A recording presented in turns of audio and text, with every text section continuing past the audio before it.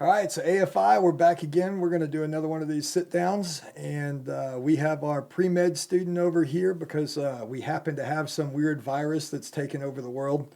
So we figured that it would be good to have his insights on really how it went down, his kind of opinion, and since right now we're in the middle of this Georgia experiment on we're the first state that's really reopened to see how this really pans out. So, from my point of view, Yeah. I was probably the second week of March. I was headed to Dallas. I was going to a conference, and literally in transit of getting to Dallas because I was driving, the guest speakers were shut down. The hotel basically canceled. The convention center canceled, and everything was shut down as I was driving Right. to Texas. Okay. So I could definitely tell things were getting serious. You know, I'd heard there was a bug that was out of China come January, February, but it didn't seem to be in the United States. There was a couple cases popped up in Seattle, and they were like, "Oh, we're monitoring it." Trump had shut down travel to China, but to me, I figured it was going to be okay. So you being kind of with that medical background, what were you thinking? And of course, I don't want you to say like where we are today. Right, Like right. at that beginning stages of like when the information was coming out, were you thinking, oh, this is the epidemic that's going to cause the world shutdown, or were you like, it's the flu, no one cares? I didn't expect the world shut down, but back in December when reports were coming out of Wuhan and they were saying that it's starting to spread a lot and it's starting to spread people to people and they're not really stopping it, and China didn't stop the travel early, so people were still traveling out of Wuhan. Yeah. That's where it started getting worrisome. Like I remember we had conversation in media, me, Adam, and our colleagues about the virus, and I was like, yeah, I'm worried about this. This might turn into something bad. I don't know. You know, we had like SARS and we had some of these other outbreaks that, were serious, Yeah. but they were kind of handled. You know, it was, hey, don't travel to certain countries. You know, let's this tone down. So to think that now we're at a situation where all the states are shut down, your essential business, your non-essential business, Department of Labor's ridiculous numbers for unemployment. Right. Well, I guess let's step back from there. The virus, do you think it was like a government conspiracy Oh, that no, it came out of a lab? No. That's a conspiracy theory. Coronaviruses are actually pretty common. Yeah. They're very common in animals. SARS was a coronavirus. MERS, the Middle Eastern Respiratory Syndrome, was a coronavirus. And there's nothing to do with the beer. The reason they're called coronaviruses is that under a microscope, they have little projections that come out of it, so it looks like a corona or a crown. That's why they're called coronaviruses. Okay. And so they're common, and the reason this one spread so much and is so infectious is viruses mutate every now and then, and this one mutated into a strain that's very, very infectious. So it's nothing that it was genetically engineered in a library. You can actually read the genome of the virus, see the DNA, and see that it's related to other coronaviruses that have been in the world. And they're very common in animals. Okay, so other companies started shutting down. Yeah. And the government was putting a mandate of non-essential and essential businesses. Did you think that a fragrance company would be considered non-essential or essential? Initially, I thought it would be non-essential, but then when I realized like we're making stuff for soaps and sanitizers and the demand is going so high and there's shortages everywhere, Yep. then it kind of made sense that it was essential. This is like unprecedented, so Yeah. I'd never gone through this process either. So we actually had a meeting to kind of decide what we were going to do, if we were going to shut down or if we were going to still partially produce and what products we were making, which ones we weren't. And definitely non-essential air fresheners, candles, those types of products. But as we started getting calls from our soap companies and disinfectants and those types of people that said, hey, look, you guys can't shut down, we need product, we decided to go to a skeleton crew. Yeah. Right? So being in a skeleton crew, you were part of that because media was still kept open.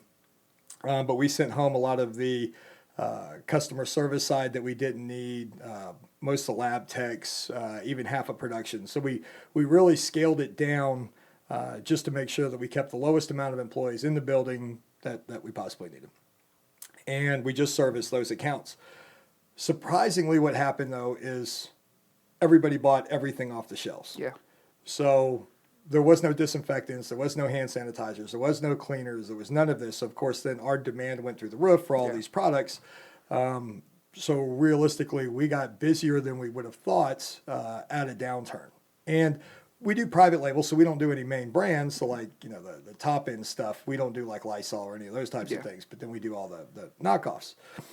So with that being the case, where did you really think that this was going to end up on the virus? Did you think it was going to be like a weekly thing, a monthly thing? Did you think it was going to last for 6 months?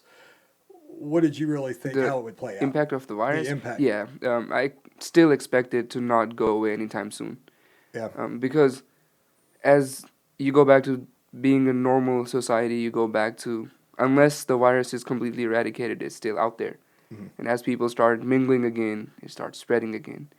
So I still don't think that it's still a weekly or a monthly thing. I still think it's going to be maybe not as bad as more and more people develop immunity, but it's still going to be something significant until we get a vaccine. Do you think we'll ever get a vaccine? Yeah, I think so. We will probably end up getting a vaccine in about a year or so. So a lot of people compare it like to the flu. Yeah. Right? But to me, like the last time it's happened really that was at this kind of level was like 1918 with like the swine flu. Swine flu. Right? Spanish flu. Spanish flu, correct. Flu, yeah. So with that, I mean, they never really came up with a vaccine. It just kind of played out. Whoever was a weaker immune system basically got it and broke down, and the younger people built an immune to it, and society carried on. So I don't really know. I mean, me personally, I'd like to see that a vaccine comes out and that everybody would be immune to it. But I think of like the flu vaccines, right? I used to get flu vaccines. I don't get flu vaccines anymore. Because I would go in, I'd get a flu vaccine. A couple months later, I'd get the flu, and they'd be like, "Oh, well, it was a different strand or a different variant." Yeah. That you took this That's time. actually very interesting that you brought that up. Yeah. Flu is usually vaccines. Once you get a vaccine, like when you're a kid, you get measles vaccine, and then you don't get measles polio again. And all the you don't get them. Flu is one of those viruses that mutates a lot, and when I say a lot, it mutates so much that when they make a vaccine, flu vaccine, by the way, takes roughly around 6 months to make. They actually make it in eggs. They grow it in eggs. Yeah. So when they make the flu vaccine, they make predictions on which strain is going to come the following year for which they're making a vaccine. Usually they're accurate, but then the virus mutates so quickly that within a couple months, a new strain emerges, and then that starts infecting people. So you're saying Corona's not like that. Like really, Corona is the strain. Even though there's variants of Corona, the current strain that we have is like a strain, and if they got antibodies to fight it, then we'd be good. Yeah, Corona also, all viruses mutate eventually, and the way mutations happen is as they reproduce, there's errors in the way they're copying the DNA or RNA in some viruses. There's errors in the way they get copied, and that makes new genetic material for the virus, hence a new strain. So coronavirus, it is mutating, but it doesn't mutate as much as the flu. So I think once the vaccine comes out, and depending on what kind of vaccine it is, it'll probably fight off the virus. And once you have the initial vaccine and you see the results that, okay, it is tackling these many strains of the coronavirus, then you can make a prediction, okay, this is how fast it's mutating, this is how it's mutating, these are what the future strains are going to be like, and you modify the vaccine as time goes on. I got you. Now, me personally, I have not gone to medical school. Yeah. I am like most people. I have just read some stuff online. I think there's as much bad information as good information. Yeah. So to say that I have a clue at any level, maybe 1%. Right? Yeah. So that's just how I kind of look at it. But the way that I do see it from my point of view is, you have doctors, you have nurses, you have all these frontline responders that are around this disease 24/7. Yeah. And their infection rates are very low because they're doing certain things with personal protection equipment to make sure that they are not getting infected. Yeah. Right. So that's the mask, the gloves, the washing, the hand sanitizer, the gowns, all the stuff that they put on. So the way I look at it is people work in all kind of bad scenarios. Right. My dad worked in nuclear power. He's going into the reactors, doing all kind of work in this, stuff, and the other. So you can sustain for a long time in bad situations as long as you're taking precautions, right? So the distancing, the mask, the hand sanitizers, personal hygiene. Do you think those measures actually work for the most part? Yeah, yeah. So as long a virus, it doesn't, travel magically, it disappears and then appears. The virus needs a medium to travel.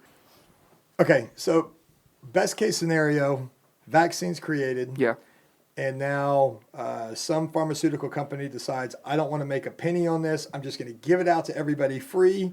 And literally at every pharmacy on every corner, they have the vaccine. yeah. How long do you think we're back to normal? Once you have the vaccine, we should be back to normal within a few days or weeks.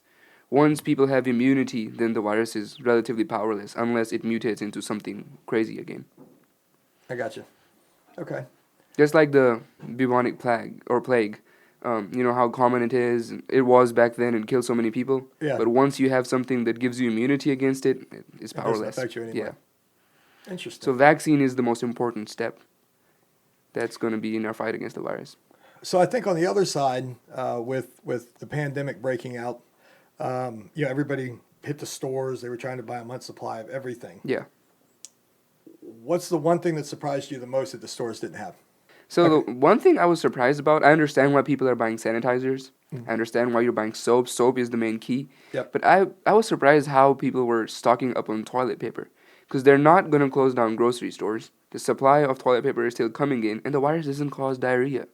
You don't need crazy amounts of toilet paper I suddenly. literally learned that at the end of the world, the only thing that's really going to be bought up is toilet paper. And it's Like you'll see like some old lady who's got it's usually not the old lady. It's like a soccer mom who's like 40 something. And she's literally buying like 300 rolls of toilet paper. it doesn't make sense. If you, before the virus, were using a roll in 2 days, you're still going to use a roll in 2 days. You're Yeah. not going to be using the bathroom more frequently. I saw a post on social media and someone said the only thing that we found out is that humans apparently eat or live on toilet paper after the Apparently. third day of an epidemic. Yep. And I think the other surprising thing to me is the way the supply chain had to change. Yeah. So most people were going out to dinner once or twice a week, and now all of a sudden everybody was at home and no one else could go to the restaurants, right? So the supply chain had to stop sending the food to the restaurants and then force it back into the grocery stores Yeah. and let them supply back up. So when all this happened, I went to a grocery store and they had sporadic things, a little of this, a little of that, but enough that I could pull together for a week's supply of whatever I needed.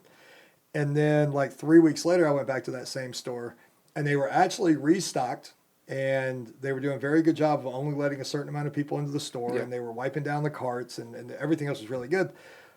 But then I started realizing like the butter wasn't the same butter that I was used to or ever even had heard of, right? I mean, it was all these private label, mom and pop brands, all this stuff that was on all the shelves.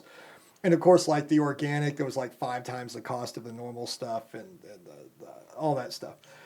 And I heard the store manager talking with this other lady. And he goes, yeah, when I went to resupply, all the normal brands were gone. So I was like, let me just go ahead and make sure that I have milk, butter, eggs, bread, even if it's not from the normal people I buy from. So at least I have some stuff on the shelves. Yeah. And that worked. Like he completely stocked up. He had all this stuff. Everything was good. But I'll tell you what, I think that gave a chance to a lot of these smaller brands to Yeah. step up and prove, hey, I'm as good as the other guy, but you never would have bought from me if there wasn't this bat flu or swine, whatever this actually came from, COVID disaster. These brands wouldn't have got a chance. So, Yeah. I mean, stuff like that to me is amazing. Okay. So I know there's been a lot of older people that have been taken out on this, and there's been ages all the way across the group, but it definitely seems to be going Yeah. after a certain demographic, right? Out of the numbers, I mean, you think we're going to come out the other side of this? You think we're going to have like this massive onslaught? I mean, especially as Georgia's opened back up, and now all of a sudden the population's just going back out, and right now 3/4 of Georgia, from what I've seen, no mask. They're not worried about anything. They're just kind of hanging out. Now, us and our crew, we have hand sanitizer everywhere and trying to keep us distance as best we can. What do you think the outcome's going to be on this? That's kind of unfortunate because if you open a state back up too soon and enough people haven't developed immunity and the virus is still active, the numbers are potentially going to spike back up. Yep. Because it's just like how it was before the virus came and, when it started spreading and some states didn't close down early. Yep. The reason we are such a high number. If Georgia, in my opinion, is opening up back too soon. And people, again, even though we were in lockdown, even though we turn on the news and we see these crazy numbers, people aren't taking the precautions. They're not wearing masks. Masks isn't as important as social distancing and washing your hands, and people are still not doing it. They're going to the beaches, they're going to restaurants, they're just going back to normal, and that's is going to make the numbers go back up. Hopefully it doesn't. Might be a rare chance that it doesn't, but most probably it is going to make the virus active and spreading as bad as it was again. Here's the domino effect that I kind of see. I see the nation watching Atlanta to see how we do. Yeah. Right. So we open back up. Let's see what Georgia does. And then if that goes well, then of course all the other states are going to do the same thing. And then internationally, other countries are going to go, wow, well, U.S. got hit pretty hard, but when they open back up, everything seemed to work out. Yeah. Now that's being very optimistic that works out.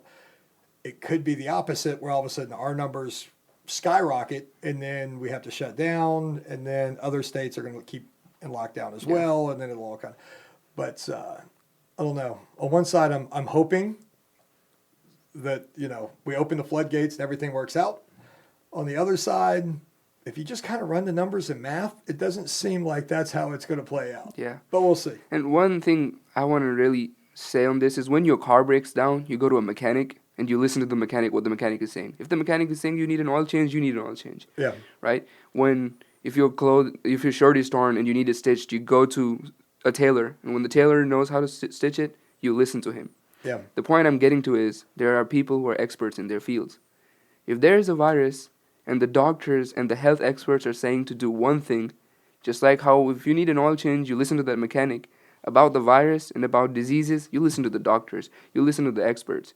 You don't listen to people who don't have a lot of background into these things. Oh, yeah. There's a reason someone is an expert, someone did a PhD in viruses. His opinion, what he knows, is not what normal people are going to know. So in things like this, it's unfortunate that people are listening to people in positions that have nothing to do with diseases, that have no information, that might not even know that the virus has RNA, and might not even know what RNA stands for. And we are listening to these people and making decisions of how we should live in a time like this. Well, me and living in Atlanta, we have the CDC, and I always looked at the CDC as, they have the deadliest viruses in the world, and they're right by downtown Atlanta. How is this going to work out? So that's kind of where I had to educate myself on certain structures, 3 or 4 different layers of protection. They're going through all of these breather systems that clean the air, and there's certain pressure in certain rooms where it can't even go to the outside. So the viruses are safe, encapsulated. These workers go into those facilities every day, and they haven't had any issues or problems or anything that's reported. You already go with the conspiracy theories. Right. An employee disappears every once in a while, whatever. But these things are manageable.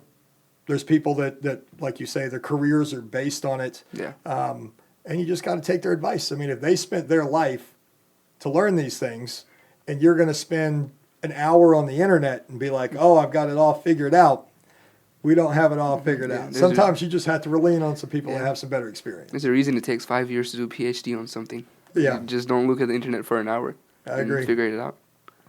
All right. So Atlanta's open back up. Hopefully everything goes well and the nation will follow.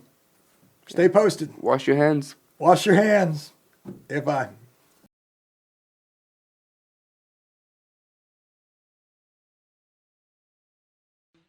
Has anybody seen Josh?